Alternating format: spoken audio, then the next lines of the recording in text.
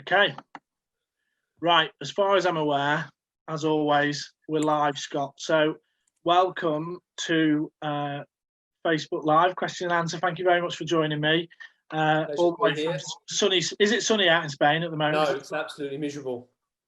It's been raining all day. Yeah, it's terrible. We've had the worst 3-4 weeks of weather, like since the lockdown. Oh wow! Because we're the opposite. You see, we've had like our winter was wet and dreadful, and now it's the weather couldn't be nicer at the moment. It's a bit cool in the breeze, but sunshine. I thought you were winding me up then by saying it's been horrible. No, we're sitting here with our long sleeve hoodies on in the house because we've got no heating. None of the houses have got heating. Yeah. So when it gets cold, you just put more clothes on. Oh right. Okay. Well, sorry to bring the weather up then. Right. Okay. Well, I'm looking at a nice vista out the window, so it's not too bad. The clouds true. I can just see a washing line out my window. That's that exciting. So I always start the same way, just with getting people to tell us a bit about what you do and your business that you run as well, and then we'll go right back to the beginning, how you got into birds of prey. And then, so just to give people a grounding on where this crazy madcap pioneering idea of flying with birds of prey came from. So, sure. Go on. How did you get into birds of prey? Well, so I've sort of been into birds ever since I was a kid, really. Probably my first introduction to birds, what sort of fueled the interest was joining the YOC, the Young Ornithologists Club. And at the time, I can't remember how old I was, but Lloyd's Bank were offering a welcome pack. How old are you, Jimmy? Well, I didn't want to say that I don't remember YOC. So, I'm 34. Okay. So I'm 48. So the YOC, the Young Ornithologists Club, and that was the branch of the RSPB. Yeah. The kids, and they were offering a little welcome pack if you joined the bank.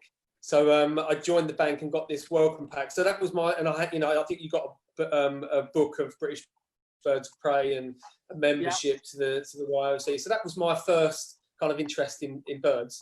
How I got into birds of prey, I suppose I was kind of obsessed with birds of prey from being interested in birds. And a friend of mine at school had his dad worked at some wildlife rescue centre, and he would often bring home tawnies and kestrels and barn owls to look after, and so we would hang out there and feed the birds, and he got into falconry through that, and we just kind of followed him through that. So I was quite lucky in the sense that there was a few of us in our school, and I grew up in Dagenham in Essex. So big huge council estate, and not the normal place to kind of get into wildlife or falconry at all, but there was a few of us who had this interest, and we all kind of egged each other on. We all convinced our parents to let us get birds, and I think we all did a number on our parents. Well, Brett's allowed to get a bird, Steve's allowed to get a bird. None of us were allowed to get birds, but because of that, we all got a bird. And I got a barn owl. Steve got a kestrel, I think. Brett had a tawny owl, and we just went on from there. Oh, nice. Excellent. Yeah. I don't think I ever gave my parents any choice. I just turned up home with this stuff, and whether it was a bird of prey or whatever the animal was. But okay, so falconry started with that. Did you do it professionally before the parahawking idea kicked off? So I practiced we were 12 years old at that point, so I didn't really know a lot about falconry, and falconry wasn't something that I was really aware of until about a year later, I suppose, and we got into, started reading a lot of books. Very different in those days compared to now. All you had was books, and there was the odd club. So we formed a club called the East London Falconers, and then that morphed into, we all left that club and we went on to South East Falconry Group, which is still going today. Very good. You must know Gary Bidis. Yeah. So he's still chairing that club, 30 odd years later. So we joined that club. So I practiced falconry from that moment on, until I left school at 16, worked for a bank for a couple of years. And then a job came up at the British School of Falconry, working at Emma and Steve's place. Wow. And I applied for that and got it. as an instructor there. So I worked there for about just over a year, I think it was. Yeah. Brilliant. Oh, that's the way. That's falconry royalty there. Brilliant, fantastic. Yeah, I mean, I look back on it now and what a privilege really to work with those guys. So knowledgeable. I learned so much from being there. It's the first time I'd worked with a collection of birds and teaching falconry. So, I really had to know my stuff, make sure that I didn't look like an idiot. Yeah. And I worked with Stuart Russell. I don't know whether you know Stuart Russell's lives in the States now, but he'd been working with Steve and Emma for a long while, very experienced falconer. So I got to work with some of the best at that time. Cool. So when was the light bulb moment then? Where's that on the timeline? The light bulb for parahawking. Yeah. That's what I'm getting to. Yeah. Yeah. Well, so I worked at Steve and Emma's for about a year and a bit, and then I left there, came back to normal life, worked in London, ran a graphic design company, still practicing falconry, but in my spare time, rushing home from work, flying the goss, running the dog, going out on weekends, all of the holiday times. But it was all becoming a bit too much, and the business was taking a bit of a different turn in direction. So I wanted to go traveling, and I took a year out, closed the business up, took a year out, and it was the first time since I was a kid that I hadn't had any birds at all. That was my my year off of not having any birds. 6 weeks into the trip, I was in Nepal, and I'd only planned to be in Nepal a couple of weeks, 2-3 weeks at the most, doing the activities, trekking, rafting, just trying to soak up as much sort of adventure activities as I could before going to Thailand, where I was just going to hang out and party on a beach for a while. And on the second from last day,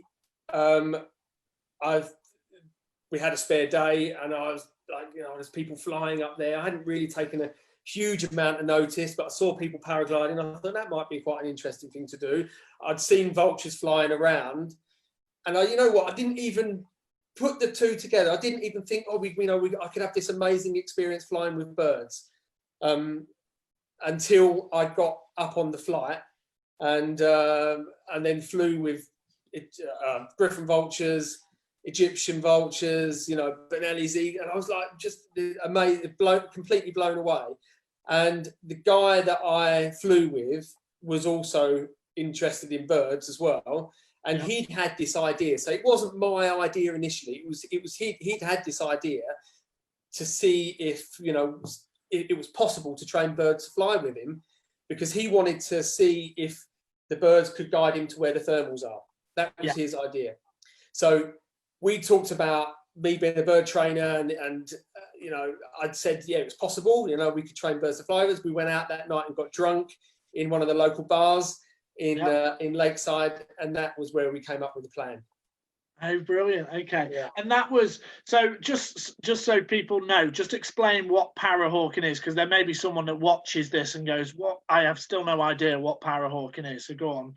Yeah, well, it was a name that we made up in the bar. The more drunk we got, the better the idea seemed. And then at one point, let's call it parahawking. Paragliding, hawking. This sounds great. And so it was just a made-up word that just ended up sticking, just to kind of give it some identity. I mean, we were making a film at the time, and that name kind of just lent itself perfectly to the whole project. So it's just a combination of paragliding and hawking, really, and that's sort of, it stuck. So when you're because I've only been once, and I have to admit it was one of the coolest experiences I've ever had. It was surreal though. So I've been in a tandem paragliding. So it is surreal being sat between a fully grown man's legs, hanging there, and then running off the edge of a cliff. And then floating about with absolutely nothing other than a big canopy above you holding you up. It's cool. So I can completely understand that. But that's essentially what it is, isn't it? You now take people up and you have been for years, take people up on a tandem paraglider, and they have a falconry glove on, and you have trained birds that come and land on their fist while you're flying. Essentially, that's the gist of it. That's the gist of it now, but it was never really meant to be anything more than an experiment to see if we could get some birds to fly with us. So, you know, as the conversation went on, well, the night ended and we were both drunk, and he went one way and I went the other. And that was kind of the end of it, really. We never thought for 1 minute that it would turn into something. The following day, I'd left and I was on my way to Kathmandu, and I was flying out to Thailand. And he called me when I was in Kathmandu. This is Adam. He called me when I was in Kathmandu. He said, "You've got to come back to Pokhara. I've just rescued 2 black kites." And I was like, "Oh, you know, I'm on my way to Thailand." You know, and he's like, "Well, you want to do this thing that we were talking about last night?" And, you know, so that was it. I turned around and went straight back to Pokhara. And so we had these 2 black kites. In fact, we had 3. And the mum, what had happened was a farmer had chopped a tree down, a whole nest of kites in, and he'd captured the mum. And, you know, with the intention of saving the birds. I don't think he realised there was a nest of birds in the trees. And so we rescued these birds. One of the chicks died, and then the mum eventually died because she had an infection in her leg where he'd tethered her. So we had these 2 very young chicks that we ended up rearing, and we filmed the whole process from that point. So there's a film out there somewhere called Parahawking, which is basically documents the whole process from the very beginning. Oh wow, awesome! Yeah.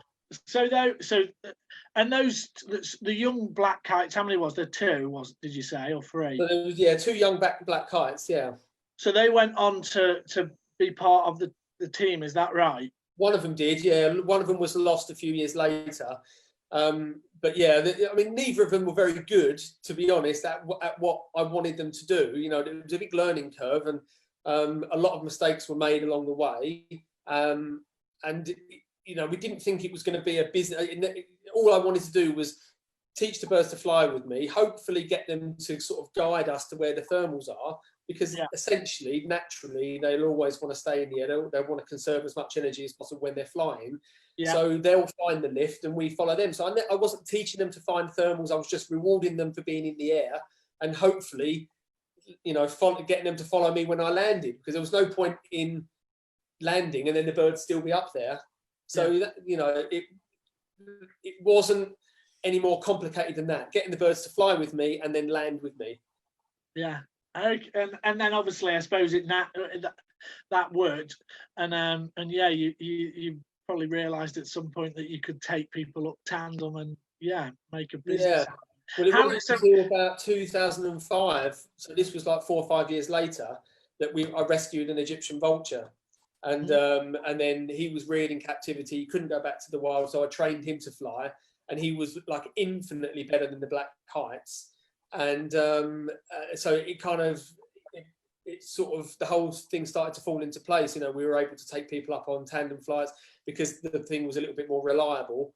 And even then, though, you know, it wasn't a business. It was just me taking people up on tandem flights, going around the bars, you know, convincing people that parahawking was a thing that they could do, and maybe raise a little bit of money to help feed the birds. You know, I was still working as a graphic designer at that stage, trying to get a little bit of income. Oh wow! So you were working out in Nepal. You were now you're based in Nepal, living out there, working as a graphic designer slash parahawker. That's well, quite yeah. I mean, working as a parahawking, I mean, that's a bit far fetched, really. We bought a property. Between me, Adam, and Graham, two friends, we bought this property. It was a rundown, kind of a resort.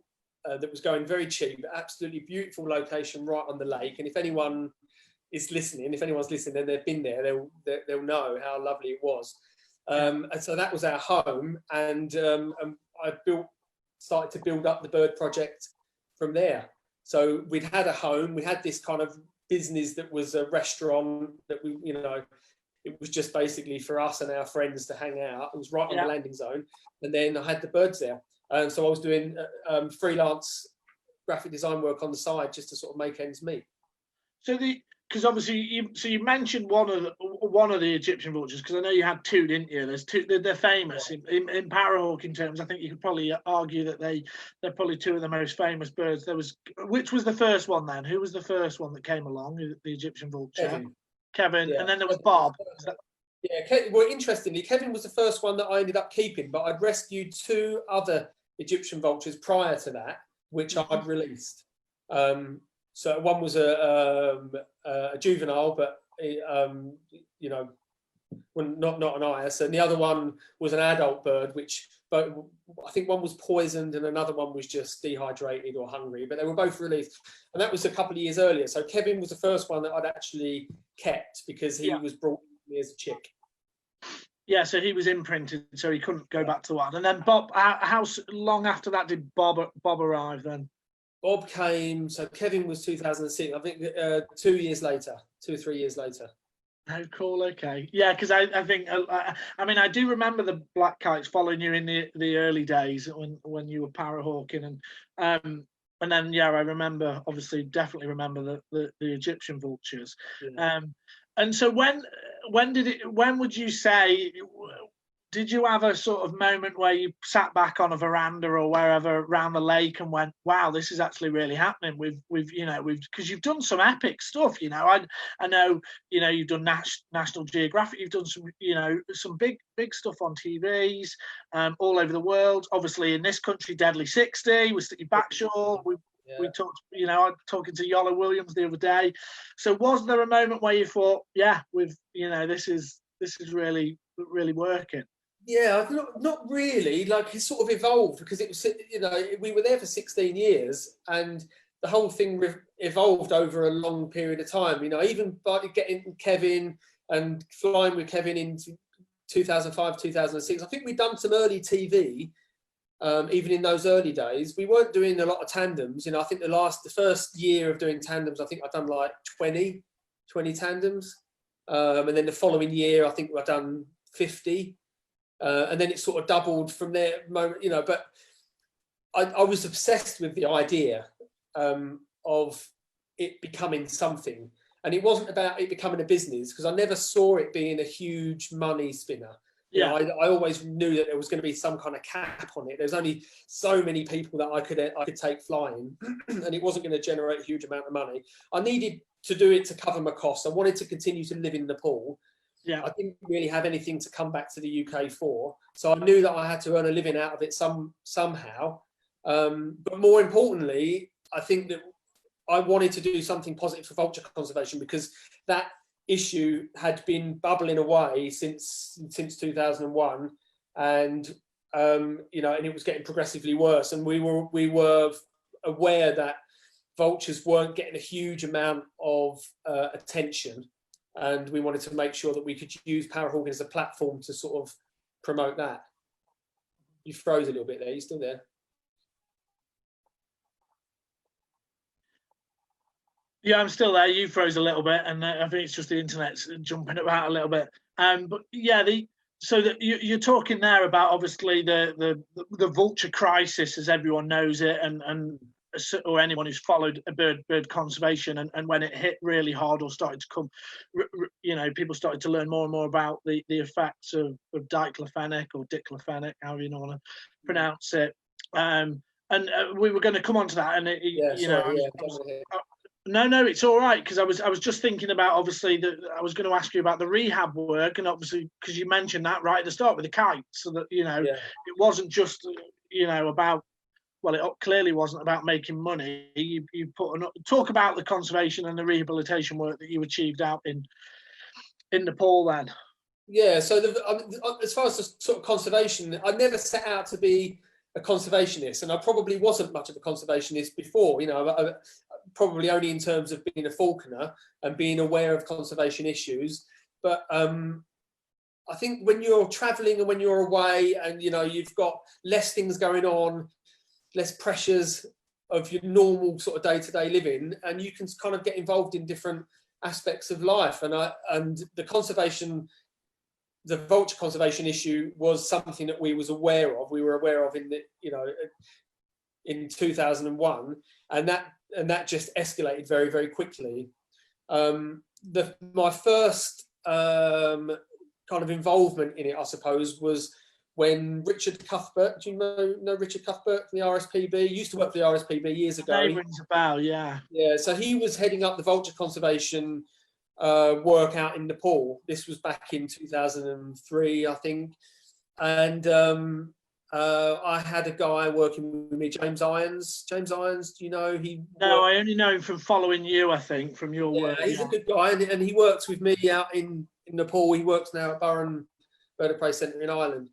And so Richard was coming out, and he was doing surveys and number counting and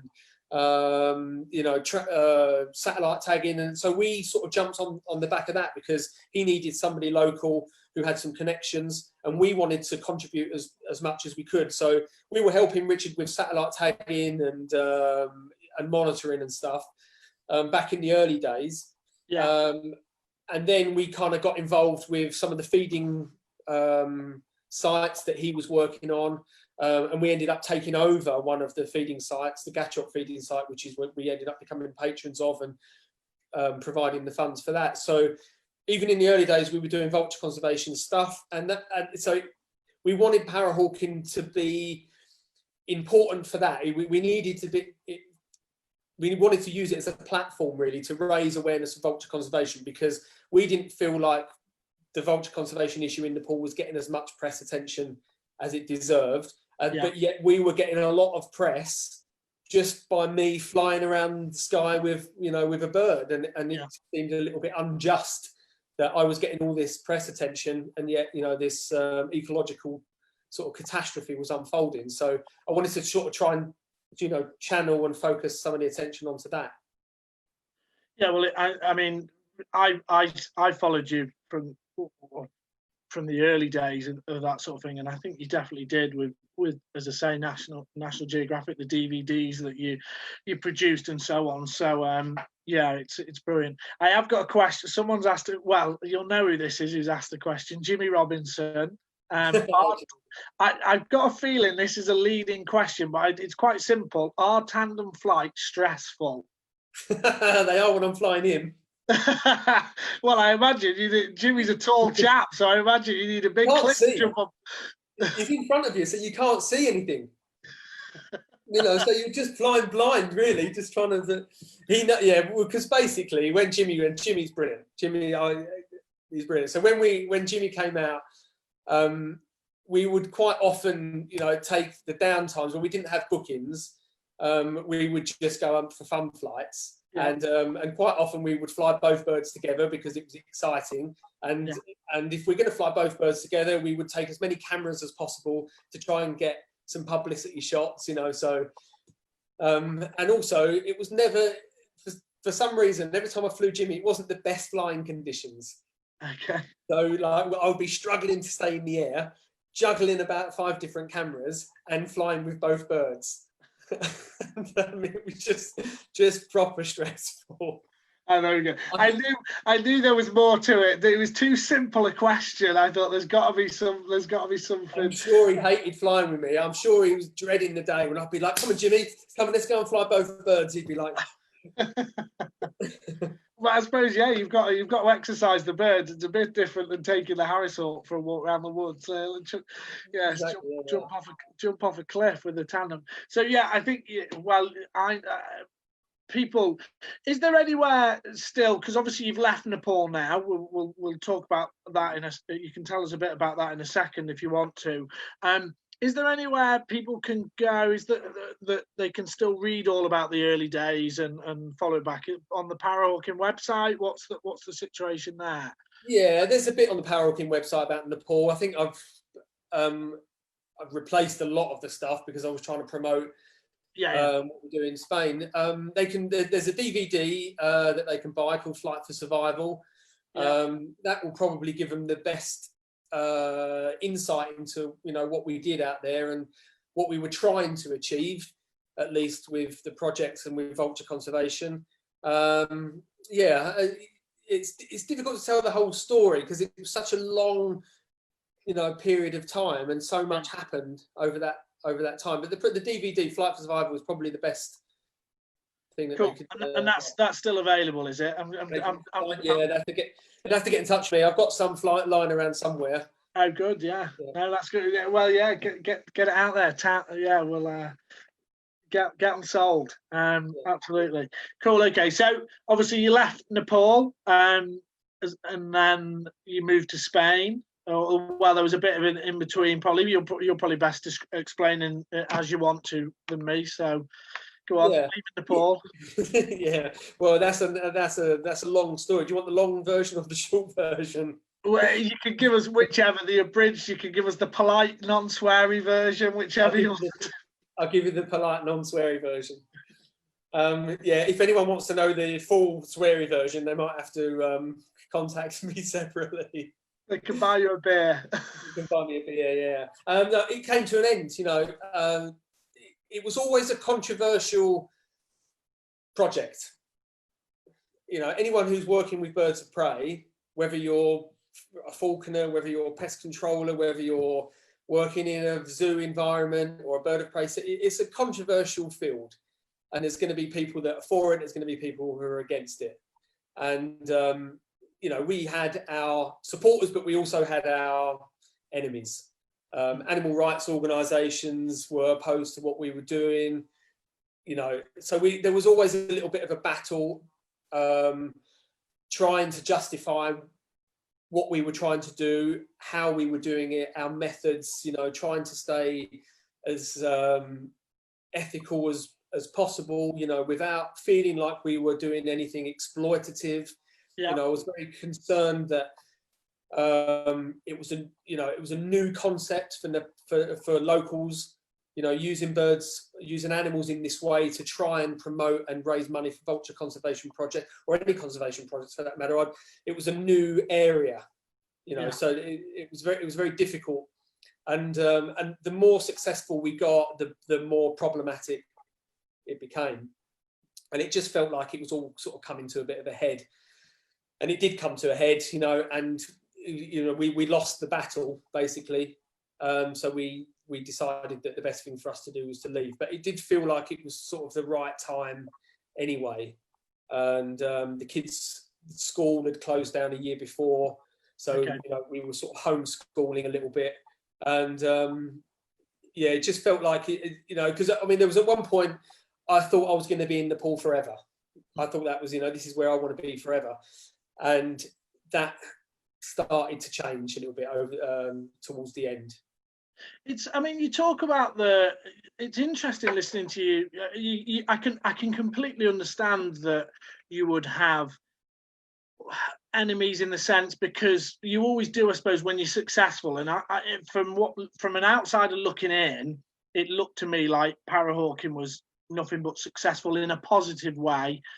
And so I'm quite surprised in some ways, though, that you say that ethically, you know, questionable, because for me, can you get any more natural than being able to fly with, do you know what I mean, fly with a bird? And of course the birds are allowed to, the vultures you're flying are allowed to come and go in thermals, and you know, yeah, that and you're flying in, again, I'm only talking from someone who's looked at it online and seen videos. You're flying in some of the most incredible natural environments where the vultures are found naturally anyway. So yeah. I'm quite surprised you get a lot of flack in some ways for that. Yeah, I think we got flack from a number of different angles, and one of them is the, you know,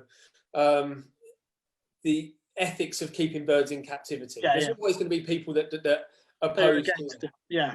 And you know, regardless of the fact that our birds, and anyone who works with me, Jimmy Robinson will be able to attest to this, and anyone else who works with me will say that our birds were flown as often as we could possibly fly them.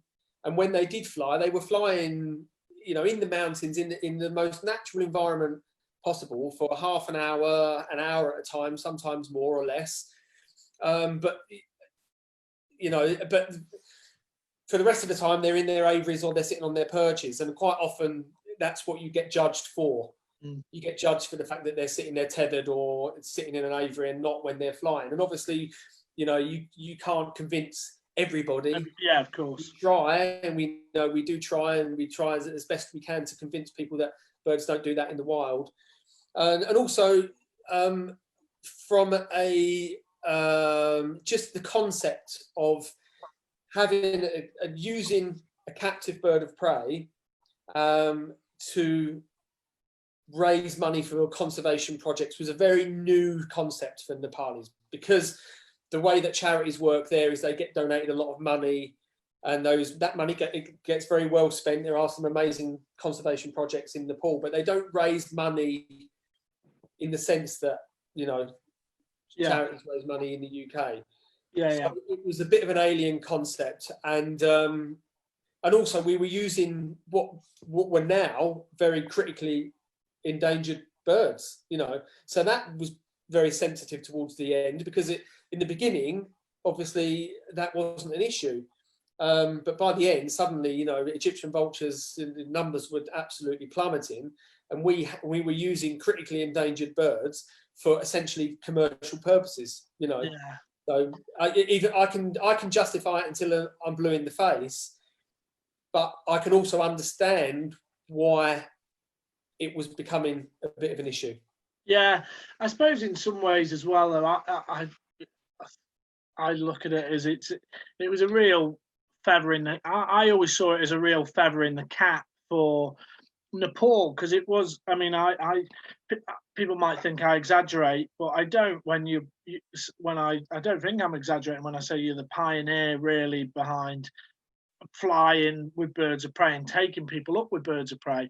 And for me, I always saw that as a real coup, really, a real feather in the cap for whichever country you're based in doing it, as because you got so much coverage as well with it, because it was such a out there thing, you know. So you're attracting BBC, National Geographic, whoever. So but then there we go. We could I could talk to you about it all night, but it just so that's been and gone. So Nepal's been and gone. So what was the did you ever think, no, I'm not gonna bother with parahawking anymore. I'm gonna go back to graphic designing and just living the good life, or was it, no, come on, let's push on? Well, I never thought that when we decided that we were going to leave Nepal, you know what, I didn't have a moment to think what the alternatives would be, and I'll tell you why. And there's another fantastic story, and it's very similar to the meeting of Adam in the early days. You know, the serendipity of that meeting and what it turned out to be. Yeah, it happened again. You know, on the day that it all came crashing down in Nepal, and we decided we were going to leave. We had some friends staying with us at Maya Devi, the place that we lived, and it was a little guest house. We had some friends staying out on holiday, and I'd known them for a couple of years, and they run a paragliding school here in Spain. Okay. And lovely family, got 2 great kids, and we were sitting down having dinner, and we were like, what we're going to do now? You know, we're sitting there, Anita and I sitting there with our heads in our hands, what we're going to do? And Rob, in very typical, Rob Mansley fashion, just went, come to Spain. Just like that. And again, I can remember that moment. He's like, come to Spain, I know a house across the field, and he's all very animated. I know a house across the field. Yeah. And I'll phone the landlord, we can fly there. I'm sure you could do parahawking there. So literally within a day that we had a plan. We had the door hadn't even closed before we were already walking through the other door. He'd phoned the landlord, the house was available. We just said, we're coming to Spain. That's it.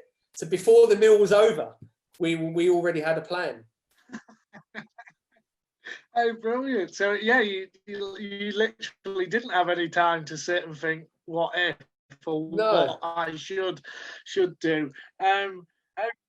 Brilliant, good stuff. So that was, how many years ago was that? When did you move to Spain again? Remind me. So 3 years ago. What people don't know is that we had already tried it in Spain 9 years ago. We came to Spain as an experiment. Did you know that we'd been? Yeah, Harris Hawks ring a bell with this one. We had 2 Harris Hawks, Heckle and Jekyll, and then we trained those 2, and they were fantastic. There's some YouTube videos flying around of some of the flights with those 2, absolutely brilliant. But the recession was, quite heavy at that stage, and we couldn't really afford to keep 2 projects running at the same time, so we had to just give it up. So it was coming to Spain and we always felt that we would be back here for some reason. We always felt that it was sort of an unfinished business. Yeah. So it just felt right to come back here. At that time. So 3 years ago, moved moved to Spain. Obviously no birds, because I know Kevin and Bob unfortunately had to stay in Nepal. They became property of the government. Is that right? Yeah, it's a polite way of putting it. Yeah. Yeah. Well, I wasn't going to go into it in too much detail. That can be the sweary version, I'm sure. So yeah, Kevin and Bob had to stay in, and I didn't want to bring a tear to your eye either, Scott. We've not had anyone cry on these yet, and I don't want to start now. But anyway, I've shed many a tear over it. Now it's a moment in time. Yeah. It happened. My only regret is that I wasn't able to do anything more for them. I wasn't able to rescue them. I wasn't able to let them go. I don't know whether that would have been the best thing for them. It was just so many things that I couldn't do. I tried for a long while. I did try. I had a lot of people who was willing to help me, but my hands were tied and there was nothing that I could do about it. Yeah. And we just to put people in the picture, because I've seen the pictures. It wasn't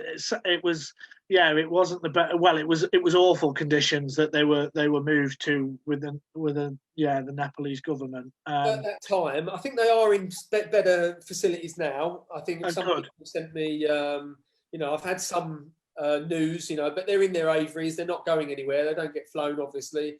They're part of a little Pokhara Zoo project, which they've become an attraction, I would imagine. That's where they are. I can't really comment too much. They're getting fed. That's it. Yeah. So okay, Jimmy's asked another question, but I'll come on to it in a minute, because I can feel this is gonna. We'll come to that in a second, Jimmy. So Spain, obviously no birds. So the master plan is to, obviously you've tried Harris hawks out there, and by the sounds of things that worked quite well. But you go on, talk us through what was the plan starting up again in Spain? The plan was, in an ideal world, I would love to have got 2 Egyptian vultures. Ideally, the ones that I had before, but to get 2 new ones, that was the plan. But they were like 5,000, 6,000 euro. I don't even know what they are now. I think they're out of reach of most people now, and probably almost impossible to get hold of. So they were like, I just couldn't afford 1, let alone 2. And it was a friend of mine, Miguel, who works at Zoo Marine in Portugal. Oh, Santos, is it? Yeah. I don't know. Yeah, through social media. Yeah. That's it. Yeah. Well, I've met him once, and really nice guy. And he contacted me. He said, "Why don't you consider getting some black vultures? They're affordable. I know a guy who breeds them." So it was him that put black vultures onto me, and so I ordered 2 as soon as I could, and then started building up the project. So I got 2 young black vultures, I think May or June 3 years ago, and then started training those. Brilliant. So they're American black vultures, aren't they? The smaller ones. Yeah. How did the training go? Because I'm sure there may be some people that will tune into this that want to know a bit about how you even begin to train a bird to fly to a paraglider. Sorry. Yeah, so I reared them I had them from when they were about 3-4 weeks old. So as you know, as a bird trainer, a lot of the training is done through the imprinting process anyway. I did have I just wanted to make sure, because I was very aware that I had 1 shot at this. If I stuffed it up with these 2 birds, I wasn't gonna do it again. It was too much of a big commitment to go through that pain. Do it again. So I knew that I had to get it right. So I went overboard in some of the training. I had a fixed paraglider set up outside their aviary. Yeah. They could see 24/7, and I only ever fed them underneath that glider. So whenever they came out the aviary, there was always food underneath the glider. So so from the very, very early stages, they associated that glider with food. Yeah. And that's the hardest thing, is to get them to associate the glider with reward, and the rest really was just like training any other bird, getting it to fly to you, building up its confidence, building up its fitness, and then you just build up, go through sort of stages, do a lot of the work on the ground, you know, lifting a glider up, running along with a glider, getting them to chase a glider. So yeah, there's a blog actually. There's a series of 4 or 5 training blogs where I document the whole. Oh, brilliant. Okay, brilliant. Yeah. There we go. So people can. That's on your website, isn't it? Yeah. So if they go onto the parahawking website or the Skywings falconry website, is now there's a section under. I think there's a link others or more. Yeah. And under more, they'll find some videos and stuff on there. Oh, cool. Yeah. I'm sure people will. Yeah, there'll be lots of people tuning into this who are interested in that side of things. So how's business then? How's it going out there? Obviously, excusing the pandemic, which is knackering everyone's business up, but pre-pandemic, how's the business? Well, it was just getting going. You know, it took about a year to get the birds up to the point where I was able to start taking people up on tandems. You know, prior to that, it was friends, Anita a lot, and more friends, and the occasional paid one. And you know, but the birds weren't super reliable. There's always times when you're chasing them around the mountain because they haven't landed with you, but it was about a year into it where they were, you know, reliable enough to start taking paid customers. And then you got to start building up the customer base again, you know. And I was stupidly under the illusion that I would leave Nepal and just suddenly take this very successful project that we were doing 500 flights a year. Yeah. By the end, we'd go, right, okay, we'll just lift that, we'll put that there, and we'll just crack on with several hundred flights a year. But it wasn't the case, you know. By the time that we got everything going again, you're starting from scratch. You know, it's a completely brand new project, new birds, new location, new everything. So it took a while to get going. Build it up again, yeah, absolutely. It's getting this was bad timing. Well, it's been bad timing. Yeah, exactly. It is what it is. Okay, so we'll go to. So Jimmy's got another question, then I've got another question that's coming after that. So, can you ask Scott to tell the story about his hike and fly up Fishtail Mountain? Okay. Well, it wasn't quite Fishtail Mountain. That would be stretching it a little bit. It was on the way. It was a place called Korchon, and it was quite. It was is Jimmy asking this question? Yeah. Okay. Well, so if people want to watch that's on the DVD, Flight for Survival DVD. Okay. And that was part of that project. It was about trying to do something a little bit different, doing something that was spectacular, that was going to capture people's imagination. And you know, just push the limit a little bit of what we'd done with the birds before.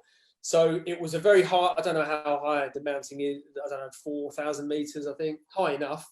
High enough, yeah. Yeah, high enough. Some 4,000 meters. I might be exaggerating. Somebody can correct me if I'm wrong. We had a team of people, porters carrying all the gear. I think we had a team of about 12 people. It was a 2 or 3 day trek. We couldn't do it all in one because of the birds, you know, so we were carrying the birds up on the fist the whole way. Yeah. Anita had just had her appendix out a couple of days before and insisted that she wanted to do the trip. Wow. So, yeah, highly irresponsible of me to let her to come because she was in agony the whole way, like just limping. Yeah. And so the plan was that we filmed the whole thing. We had 2 birds, and we wanted to try and make it back to our base, which was quite a long flight. And the weather was terrible all the way up. It was raining, there was thick cloud. We got to the top, there was snow. We didn't think we were going to be able to fly. Yeah. And then the following morning, it all opened up. There wasn't a cloud in the sky, and we were able to fly. So we had 2 tandems, me flying Anita. Yeah. A friend of mine flying his wife. Yeah. And then a camera ship filming the whole thing. So we had one crack at it, and we had to get both tandems off at the same time. There wasn't a breath of wind on the takeoff, so it was a bit of a sketchy takeoff. Yeah. Proper run and hope.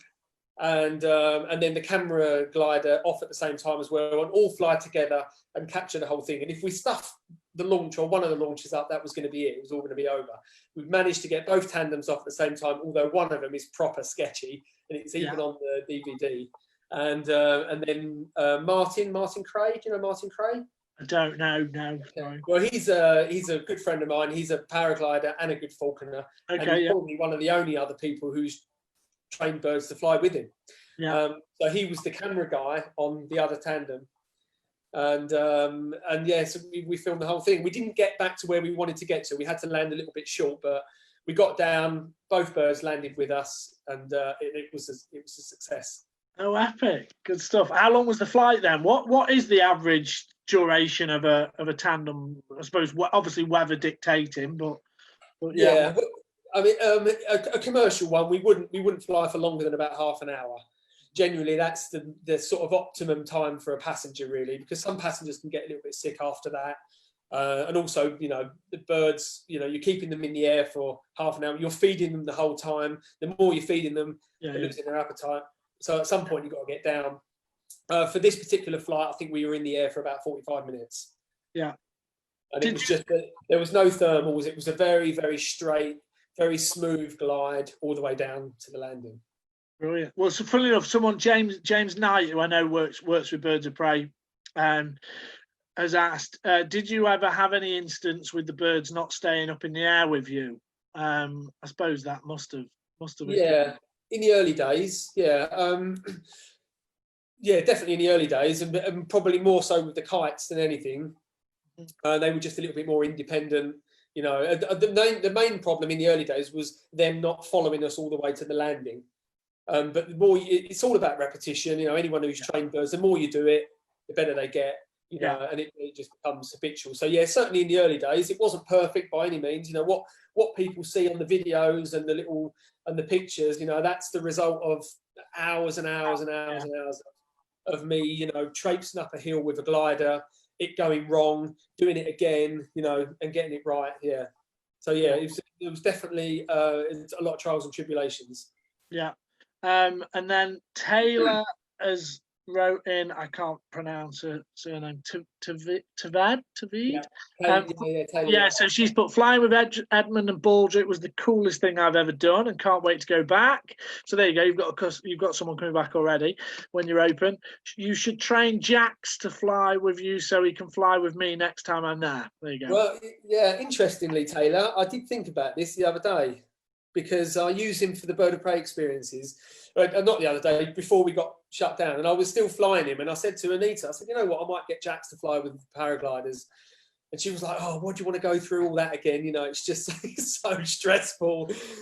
I might do it. Who's Jax then? Come on. Little male Harrisel. Oh, nice. Okay, cool. Because of course, we should just mention that as well. So as well as doing your parahawking out in Spain now, and also we should mention, what part of Spain is it? Sorry, just for people who might be interested, whereabouts in Spain are you? Yeah, so we're based in Algodonales, which is a small village. We're just outside the village. We're in the where they call the Campo here, which is a countryside in Andalusia. So we're an hour from Seville, an hour from Marbella, an hour and a half from Malaga. Very nice, excellent. Excellent. So yeah, you don't just do the parahawking, you also offer people can come and stay with you, can't they? And they can do a falconry course or learn about actually training and working with birds of prey. And also you do experiences, don't you? So on the ground. So for anyone who's not that keen on leaving terra firma, you offer stuff as well, don't you, where they don't have to? Yeah, parahawking, paraglider is not for everybody, but there are a lot of people that want to have that intimate interaction with birds of prey. So yeah, we do falconry courses. In fact, Taylor came on a falconry course, bird of prey experiences, and a combination of the activities, and also staying at the farmhouse as well. So they get to soak up a little bit of kind of Andalusian life. And what about, so we at the very start, something that I'm interested to know about, at the very start you mentioned about seeing people flying, and you also, when you first go up with griffin vultures, and they're like, what's the sort of wildlife, bird of prey wise, where you are in Spain? What do you see? Well, I mean, we moved from one epic location in Nepal where it was just a mecca for birds of prey to another. It's incredible the amount of birds of prey that are in our area. I don't know. Did you see the little video I posted the other day of the vultures? There was like over 100. Oh yes, yeah. There was. Yes, I did. All circling. Yes. Just that was above the house. Yeah. Griffin vultures every day. Every day. The occasional Egyptian vulture. I've seen 6 Egyptian vultures, I think, since we've been here. They are around, but you don't see them as often. I saw a European black vulture a couple of months ago. That's the first one I've seen. Wow. And I had a guy staying with me who took a photo, and you could see the band and the number on its leg. So after the lockdown, I'm going to follow that up and see and try and find out the history of that bird. We see booted eagles all of the time, Benellis, certain times of the year during migration. We've got European kestrels and common buzzards nesting on the farm, peregrines up on the mountain. I've had some amazing flights with wild peregrines, as well as the European black, the Eurasian griffin vultures. Yeah.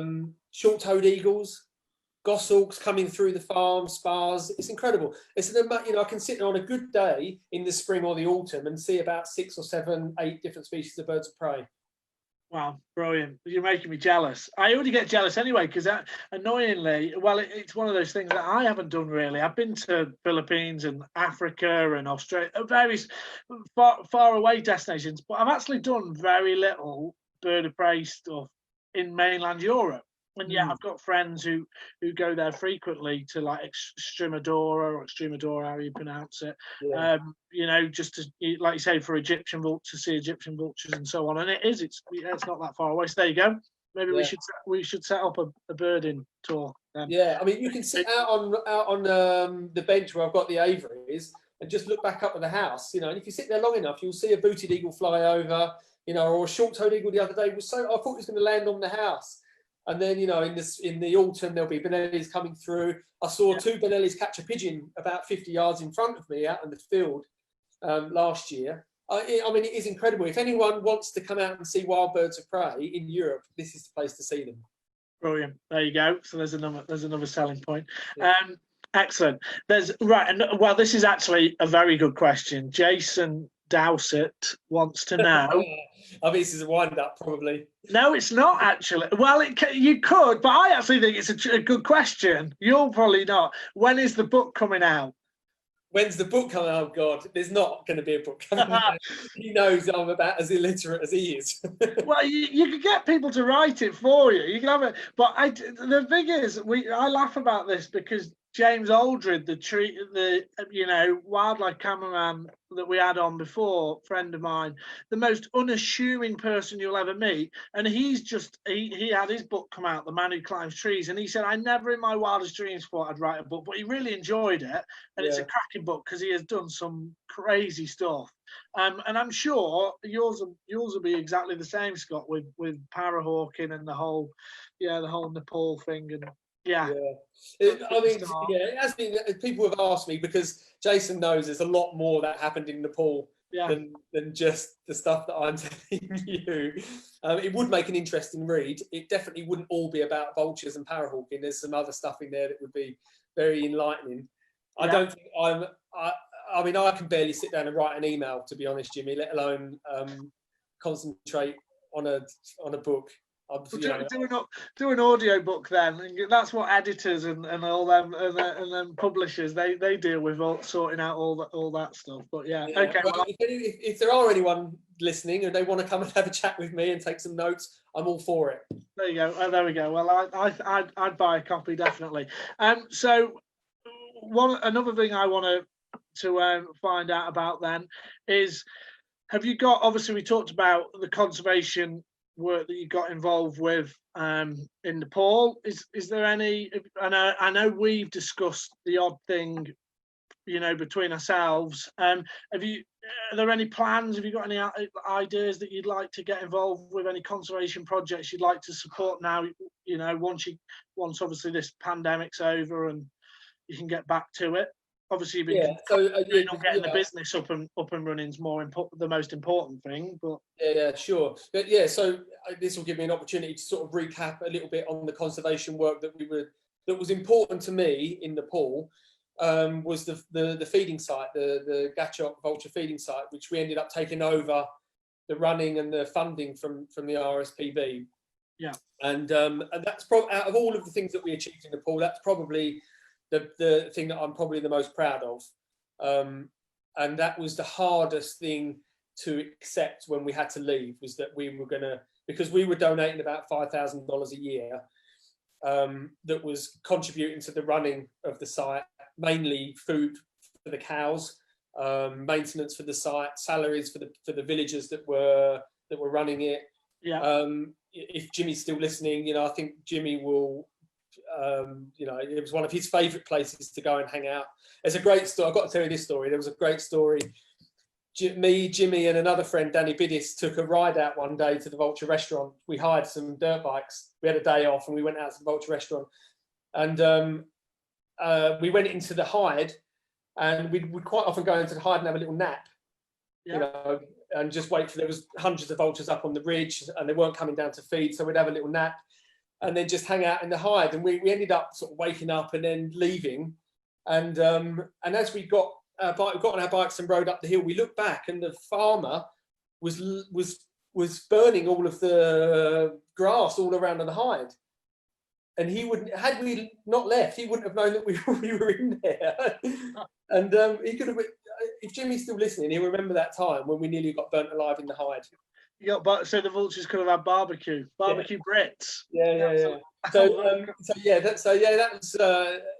was, you know, we were running that and we were funding that up until the point that we left. And my intention was that when we came here, we were going to try and continue to raise money for that project. We haven't been able to do that from our side because, you know, we needed to get the business up and running first. But there has been some help from the American Eagle Foundation in the States. Connor and Kayla, I don't know whether Kayla's listening, but she has really helped, and they raised a lot of money this year. I think they've donated a few $1,000s to keep that up and running. It's been taken over by Prem, a friend of mine in Nepal, and he is doing some regular visits. So we you know, if anyone wants to get involved in that, and I'll be speaking to you about that on a separate conversation about how we can continue to raise money for that. That's definitely something that we want to continue to do. And without the funds, it's going to be very difficult for it to continue. Yeah, absolutely. Oh, brilliant. Well, is there any, I don't know, actually, I've not looked at any vulture feeding restaurants around you in Spain. Is there, or as I say Spain like it's a country, but in your area, is there anything going on conservation-wise? Well, I mean, I've been looking for 3 years to find something that's organised. There's nothing really organised. There are feeding areas where farmers are allowed to put food out. It's all very heavily controlled. You have to get permits to put carcasses out. So there are places that do it, but you don't know when they're going to get a carcass. You don't know when they're going to put food out. It's not publicised. It's not done for commercial purposes or to raise money for charity or anything. We have recently, just before the lockdown, I made contact with I think she's a Dutch lady, and she owns a big estate not far from here. And she has permission to put carcasses out. Okay. And we were just about to hook up when all of this happened. So when this is over, then I'm going to go and see her and see if we can come to some agreement. Oh, brilliant. Good. So work in progress. Oh, well, excellent, exciting. Right, we're pretty much on an hour, Scott. So I'm conscious. You know, it's 8 o'clock over there with you. It's 7 o'clock here. So I don't want to keep you for much longer. But thank you very much for taking the time out to talk about pirate. I find it fascinating. I think it's brilliant. I've said this to you a couple of times. I think I need to lose a bit of timber before I can come on a tandem again. I think I put a bit of weight on since the last time I did it. So I'll. No, you'll be fine. You'll be fine. You're not 100 kilos, are you? I don't know. I better check that. I don't know. I'm a big lad. No, you'll be fine. But we'll, yeah. But thank you very much for taking the time. All the best in Spain. I'll stick up in the comments, people. I'll put I'll put a link up to your website, Scott, and then if anyone wants the DVD, they can get in touch with you, can't they? And if anyone wants to go and fly with the birds, or fly the birds if you want to stay on the ground, you can go and stay in the farmhouse with Scott and the family. Come right, everyone. Thank you very much. Hope you enjoyed that. Right, I will end this now, Scott, and then we're done. Thank you very much, Scott. Cheers, man. Brilliant, Jimmy. Nice to speak to you.